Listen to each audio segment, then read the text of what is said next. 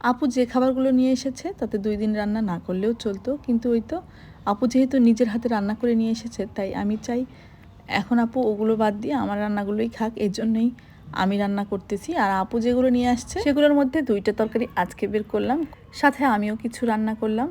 যাই হোক, আমি বলছি আমার ননদের কথা, মানে আমার 2টা ননদ, একটা ননদের বাসা হচ্ছে হরিপুর আর একটা হচ্ছে আমার শ্বশুরবাড়ির কাছেই। তো 2 ননদই মাশাল্লাহ অনেক ভালো, আলহামদুলিল্লাহ, আল্লাহর কাছে হাজার শুকরিয়া। ননদ বলতে 2জনেই ননাস আর কি, মানে ননাস আর ননদ কাকে বলে আমি আগে জানতাম না। আমি শুধু জানতাম মানে হাজব্যান্ডের বোন মানেই ননদ, তো সেই দিক থেকে আমি এখনও বলি ননদ। তো যাই হোক, আপুরা আসুক কিংবা আপুদের বাসা থেকে যে আসুক, তাদের ছেলে কিংবা হাজব্যান্ড, তো সবসময় আপুরা যেটা করে সেটা হচ্ছে আমার ছেলে মেয়ের জন্য আর তার বাবার জন্য খাবার পাঠিয়ে দেয়, মানে রান্না করা খাবার আর কি। অন্যান্য জিনিসও পাঠায়, তবে এই জিনিসটা আমার কাছে স্পেশাল লাগে, ওনাদের হাতের রান্না। আমি তো সবসময় নিজের হাতে রান্না খেতে খেতে কেন যেন মনে হয় যে অন্য কেউ যদি রান্না করে দিত, তো আমি সেই অভাবটাই মানে পূরণ করতে পারি আমার ননদদের দিয়ে। মাঝে মাঝেই বছরে অন্তত 3-4 বার তারা খাবার পাঠিয়ে দেয়, এই জিনিসটা আমার কাছে ভীষণ ভালো লাগে। তো আপু এসেছে পরশুদিন, তো 2 দিন আমি রান্না না করলেও চলতো, মানে এই খাবার দিয়েই হয়ে যেত, যেহেতু মাংস আইটেমগুলো বেশি।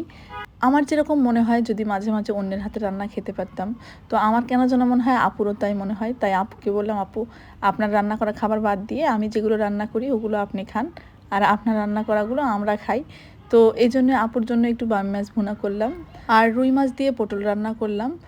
আর আপুর যে জিনিসটা সবচেয়ে বেশি পছন্দ, মানে আমার বাসায় আসলেই বলে নিরামিষ রান্না করো আর চাপা শুটকি ভর্তা করো, যেহেতু কালকে আমি চাপা শুটকি ভর্তা করেছি সেজন্য আজকে আর করলাম না। তো নিরামিষটা রেগুলারই রান্না হচ্ছে, মানে এটা আপুর ভীষণ পছন্দের খাবার।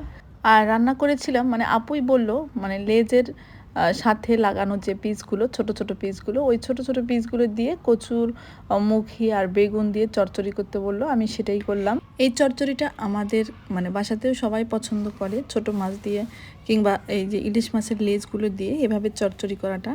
অনেক সময় করলা দিয়ে করি, অনেক সময় আবার অন্যান্য সবজি দিয়ে করি। তো আজকে কচুর মুখি দিয়েই করলাম আর বেগুন দিয়ে করলাম। আমার শ্বশুরবাড়ির একটা ঐতিহ্য, ওরা দুপুরের খাবার শেষে একটু মিষ্টি খায়, মানে মিষ্টি জাতীয় খাবার খায় আর কি, সেটা পায়েস হোক, সেমাই হোক কিংবা অন্য কোনো সুইটস হোক। এর জন্য রান্নাবান্নার শেষে একটু পায়েস রান্না করলাম। আর আমি পায়েসের তুলনায় সেমাইটাই বেশি রান্না করা পছন্দ করি, কারণ সেমাইয়ের সময় কম লাগে। আর পায়েসও রান্না করি, 2 ঈদে তো রান্না করতেই হয়, এরপর মাঝে মাঝে করা হয়, তবে সেমাইটা বেশি রান্না করা হয়। পায়েস রান্নাটা একটু ঝামেলার মনে হয় আমার কাছে, কারণ আমাদের বাসায় পায়েস যেভাবে খায়, দুধ জাল দিয়ে অর্ধেক বানাতে হবে, অর্থাৎ 2 কেজি নিলে 1 কেজি বানাতে হবে, 3 কেজি নিলে 1.5 কেজি বানাতে হবে, তারপর চালটা দিতে হবে। যদিও বা এটা বাধ্যতামূলক না, মানে রান্না করলে যেভাবে রান্না করি খাই, কিন্তু এভাবে বেশি পছন্দ করে, আর আমি সেই জন্য এভাবেই করার চেষ্টা করি। আজকের মতো বিদায়, আল্লাহ।